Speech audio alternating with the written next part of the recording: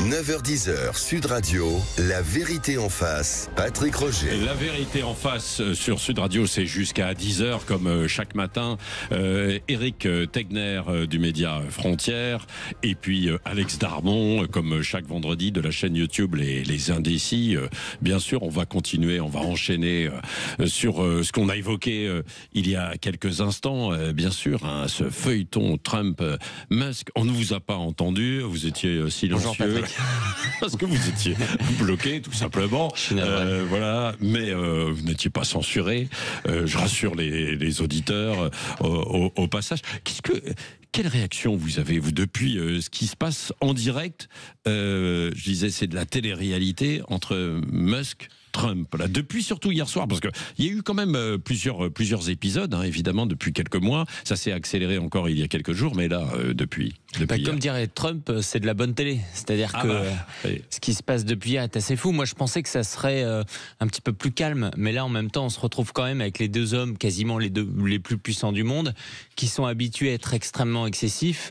Et donc, d'un côté, le fait de se menacer du côté d'Elon Musk, de dire, par exemple, qu'il va bloquer son satellite, on se retrouve sur quelque chose de totalement fou, qui, à mon avis, va quand même être très négatif pour Elon Musk derrière, et qui incarne aussi la victoire d'autres personnes, c'est-à-dire le camp de Steve Bannon du côté des Républicains, parce qu'on sait qu'il y a une fracture au sein du camp MAGA, et de l'autre aussi, on peut penser à Jeff Bezos, qui a très bien manœuvré du côté d'Amazon, c'est le patron d'Amazon, et qui, lui, veut capter une grande partie aussi des marchés satellitaires, ce qui déplaît beaucoup à Elon Musk. Oui, vous pensez que il y a cette guerre économique entre derrière, quoi. Bien sûr, c'est-à-dire que Donald Trump a vu comment, y compris avec les Émirats Arabes Unis, Elon Musk pouvait parfois intervenir pour couper des contrats, par exemple avec OpenAI, lorsqu'il n'était pas impliqué avec ses propres sociétés. Ouais. Et donc, il est probable que ça continue, ce divorce.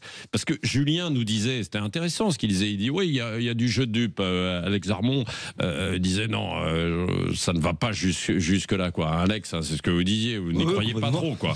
Vous êtes plutôt sur ce que dit Éric Tegner, non? Oui, enfin, sur le fond, sur la forme, après, la guerre économique, pour moi, elle passe quasiment au second plan. Enfin, c'est quand même une bombe qui a été balancée hier soir, alors sans preuve, hein. Oui. Sans preuve. Par rapport à l'affaire Epstein. Non, mais c'est quand même ça qui est quand même incroyable. Oui. Ça veut dire que cet homme-là dirige des entreprises qui font des milliards d'euros avec des cotes en bourse incroyables, et il trouve malin de devoir balancer que Donald Trump fait partie du dossier Epstein, et c'est pour ça qu'ils n'ont pas été rendus publics sans preuve. Ça dit quand même beaucoup du niveau de stabilité de l'homme en question, qui a aidé le président des États-Unis à être élu. Donc là, on rentre dans une guerre économique, sans doute, t'as raison, mais aussi dans une guerre idéologique, dans une guerre politique qui est obligée de laisser des traces, quoi qu'il arrive.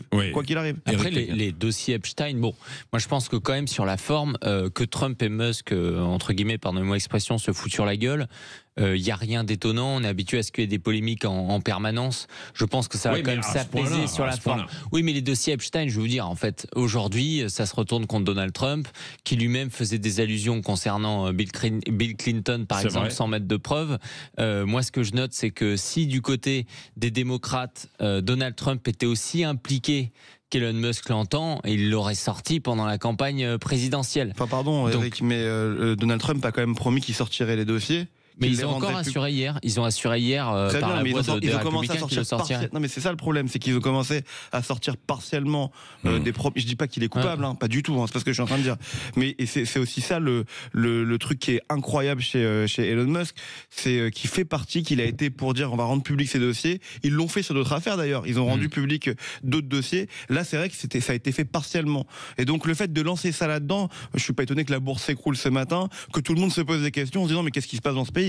Et vu tout ce qu'ils ont à gérer derrière, c'est quand même ultra inquiétant. Oui, ça donne presque l'impression que Donald Trump est quand même l'homme raisonnable, parce que quand vous regardez la conférence de presse hier, il était plutôt très sympa envers Elon Musk.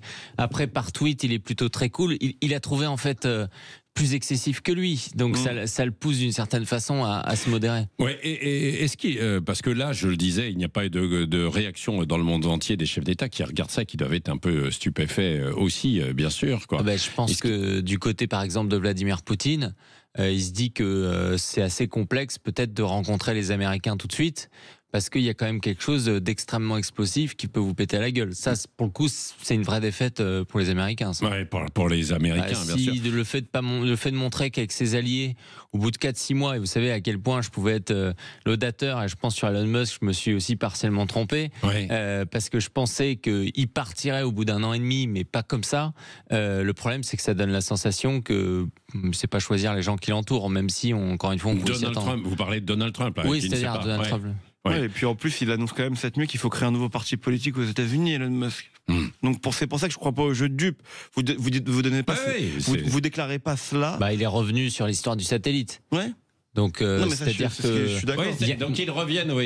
Mais moi, mon avis, c'est qu'il a pété un plomb. C'est tout. C'est-à-dire que Elon Musk, il a été vexé. Et le fait d'ailleurs que même Trump soit sympa avec lui, je pense que ça l'a d'autant plus vexé. Il a eu besoin de rappeler qu'il avait donné 250 millions d'euros, que sans lui, il y aurait pas eu la majorité.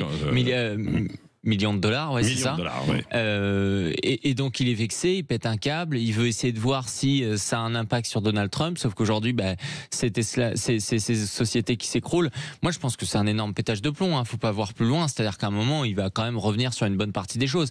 Il est tenu par énormément de contrats du côté américain. Il est en concurrence avec OpenAI, d'autres sociétés, quand même avec l'annonce des 500 milliards dans l'intelligence artificielle. Musk, de toute façon, il va être poussé par son conseil d'administration à se calmer. Il n'a pas quitté la politique pour tout foutre en l'air. Ouais. Bon, il y a quelqu'un qui peint en noir la France. Vous savez de qui il s'agit? C'est notre ami ancien Premier ministre Édouard Philippe qui a déclaré ça. Ouais, voilà, c'est ça, dans son livre, quoi. C'est une France, effectivement. Il se dit malade de colère.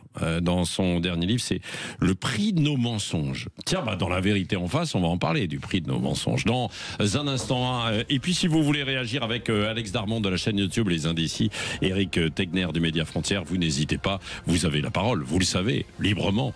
C'est facile, en plus. 0826 300 300. On vous attend du côté du standard. 9h-10h, Sud Radio, la vérité en face, Patrick Roger. Il y a quelqu'un qui se dit malade de colère en regardant la France. C'est un État obèse, une société bloquée, une école qui reproduit les inégalités sociales, une justice à maillon très faible de notre État régalien, un modèle social qui n'est plus viable, une dette au niveau inégalé, une démocratie malade. Sacré constat. Et donc, c'est Édouard Philippe dans son livre Le prix de nos mensonges. Il a d'ailleurs aussi donné une interview. Il était là ici sur Sud Radio il y a quelques jours avec Jean-Jacques Bourdin. Édouard Philippe, alors. Alors moi, quand j'ai découvert son livre, je me suis dit tiens. Enfin, un homme politique, il va écrire, il va dire voilà, j'ai déconné, j'arrête la politique, j'ai trahi les Français pendant 3 ans, j'ai forcé à trop de confinement, déconfinement trop tard, j'ai mis les 80 km à l'heure, j'ai mis des millions de Français dans la rue aux gilets jaunes, j'ai finalement flingué le début du mandat d'Emmanuel Macron, j'ai trahi la droite en trahissant François Fillon, en me cachant sous une couverture dans une voiture pour aller négocier mon poste de Premier ministre alors que j'étais personne juste avant. Mais non, en fait, il nous explique qu'il va mieux faire. Moi, je trouve qu'il y a une grande comédie de la part de certains hommes politiques. Il la représente complètement aujourd'hui. Il peut dire oui. Faire croire qu'il ne représente pas le bilan d'Emmanuel Macron, mais pardon, s'il y a un moment où Emmanuel Macron pouvait faire quelque chose, c'était au tout début. C'est le moment où il avait le meilleur code de popularité, il avait des résultats économiques qui étaient plutôt probants, dont d'ailleurs une partie venait du bilan de fin de François Hollande. Il faut donner à César ce qu'il y a à César. Et il n'en a rien fait. Voilà. Et sur la sécurité, les sujets de droite, etc. Et quand vous lisez, j'ai lu son interview dans Le Point, pardonnez-moi, il nous vante l'immigration, etc. Moi, j'ai l'impression de retrouver Alain Juppé, l'identité heureuse. C'est ce que ça a donné. C'est quand même le fils spirituel, entre guillemets, d'Alain Juppé, quoi, aussi, Édouard Philippe, oui. L'éternel perdant, Alain Juppé, on verra ce qu'il en est pour Édouard Philippe, qui sera candidat en 2027. C'est plutôt ta ligne. Non, c'est pas forcément ma ligne. Moi, j'ai une dent contre Édouard Philippe. Ah bon? Par rapport à ce que vient de dire Eric, c'est vrai. Et puis, il faut pas oublier qu'il a mis tout le monde dans la rue sur la réforme. Il n'est pas le seul, quand même. Non, mais sur les retraites, pardon. Pardon, mais c'était quand même sa grande réforme. Il en parle encore en disant qu'il va falloir peut-être aller à la retraite. Mais il ne voulait pas. Oui, mais 60... lui, non, mais d'accord, mais il a même pas tenu. Il a même pas tenu. C'est-à-dire qu'il a même pas été au bout de quand même une réforme phare, une réforme juppéiste. Rappelez-vous en 95, où normalement il aurait quand même, ça aurait dû être son marqueur. Bon, Après, il n'a pas pu la mener non plus telle qu'il la souhaitait. Il n'a rien mené du côté, tout. Donc par conséquent, je suis désolé, Patrick, mais il a rien réussi à faire puisqu'il est parti. C'est exactement pareil que quand il est arrivé. Mais après, il faut quand même lui reconnaître une chose, c'est qu'il est adroit. Politiquement, en termes de communication, je le trouve très adroit. C'est-à-dire qu'on a l'impression qu'il y est pour rien dans ce qui se passe, qu'il écrit son livre. Les Français sont pas dupes. Bah, on verra. Non mais attends, on verra, parce qu'on dit à chaque fois les Français sont pas dupes. Il a une bonne cote de popularité dans les sondages. On disait ça de la même chose qu'Emmanuel Macron en 2022, et puis il a été réélu assez, avec le recul, confortablement quand même. Oui, après je trouve qu'il fait quand même... Alors quand on parle au camp Juppé, de ses soutiens, certains qui sont éloignés un petit peu ces derniers temps, ils disent qu'il commet la même erreur que Juppé, c'est-à-dire il a le nez sur les sondages et les baromètres d'opinion, ce qui ne veut pas dire grand-chose, qu'il ne se positionne pas. On ne connaît pas ses positions sur les grands sujets aujourd'hui. Il n'arrive pas à se mettre dedans. Et donc ça va quand même, je pense, être une difficulté. Il va falloir qu'il sorte du bois. Mais franchement, si on est honnête, même moi qui suis quelqu'un de droite, entre Édouard Philippe et Emmanuel Macron... Mais franchement, même Emmanuel Macron, il est mieux qu'Édouard Philippe. Édouard Philippe, il a tout ce qu'il y a de pire, c'est-à-dire que c'est la rigueur morale, c'est le fait de prendre l'argent, au sens même budgétaire, de prendre l'argent aux Français sans avoir de cohérence d'ensemble. On l'a bien vu, il n'a pas fait plus d'économies, mais il voulait taper sur les 80 km/h, il voulait taper sur les taxes, sur l'essence, etc. Là, c'est ce qu'il dit dans son livre, Le prix de nos mensonges. L'État obèse, une société qui est bloquée, il faut la réformer. Mais il a rien fait, et au bout du compte, il va taper sur les mêmes, comme à l'époque, il a tapé sur les mêmes. Et de l'autre côté... Peut-être qu'il ne pouvait pas le faire, parce qu'il n'était pas complètement aux manettes, il était Premier ministre, mais c'était Emmanuel Macron. Non, mais c'est pas vrai. Dans ce cas-là, c'est un incapable. Si au bout de 3 ans, il n'arrive pas à avoir du pouvoir, qu'il ne nous fasse pas croire que demain, il en aura face à Poutine et à Trump. Ce que je veux dire, c'est que Édouard Philippe, honnêtement, pour moi, cet homme, déjà, n'est pas un homme de droite. C'est un homme de gauche, je le trouve même plus à gauche qu'Emmanuel Macron. Il nous veut la grande réconciliation, il croit dans ça. On le voit, il combat Gabriel Attal sur l'interdiction du port du voile, etc. Il y a quelque chose de problématique quand même. Il veut peut-être éviter qu'il y ait un embrasement et des clivages trop forts dans la société. Non, mais donc il va tout leur donner. Pardon, mais il est en train de se différencier à droite. C'est tout, et il est rentré dans sa campagne. Face à lui, vous avez qui? Bruno Retailleau, peut-être Gérald Darmanin, mais j'y crois pas du tout.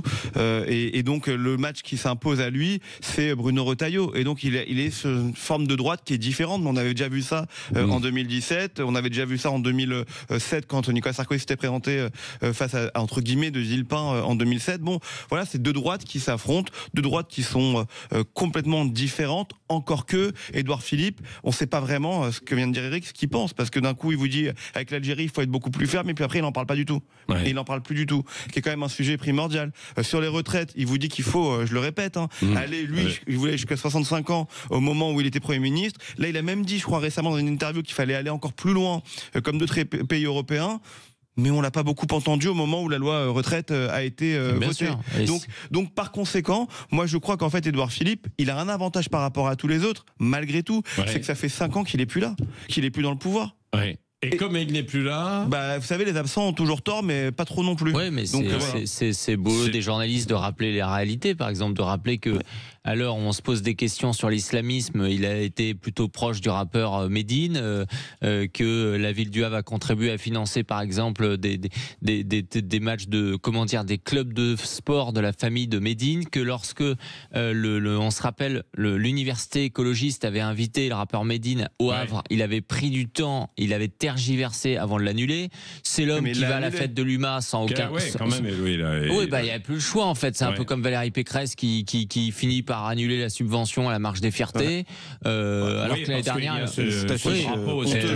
Elle aurait pu le faire l'année dernière après avoir vu des cortèges... On en parlera d'affiche avec Valérie Expert. L'année dernière, il y a eu des cortèges non mixtes, dédiés uniquement aux racisés, c'est-à-dire interdits aux blancs. Je pense que pour une femme de droite comme Valérie Pécresse, ça aurait pu la convaincre d'arrêter de donner des subventions. Mais voilà, c'est toujours la même chose. C'est ça le problème, c'est qu'en fait, la vérité, c'est qu'aujourd'hui, les Français, c'est même pas qu'ils veulent quelqu'un de gauche ou de droite, ils veulent quelqu'un qui fait le boulot et qui arrête de faire croire qu'il va faire mieux que les autres, alors que lui-même est au pouvoir. Mais vous verrez, si on accepte ça, on va avoir Emmanuel Macron en 2032 qui va commencer à être réélu, en fait.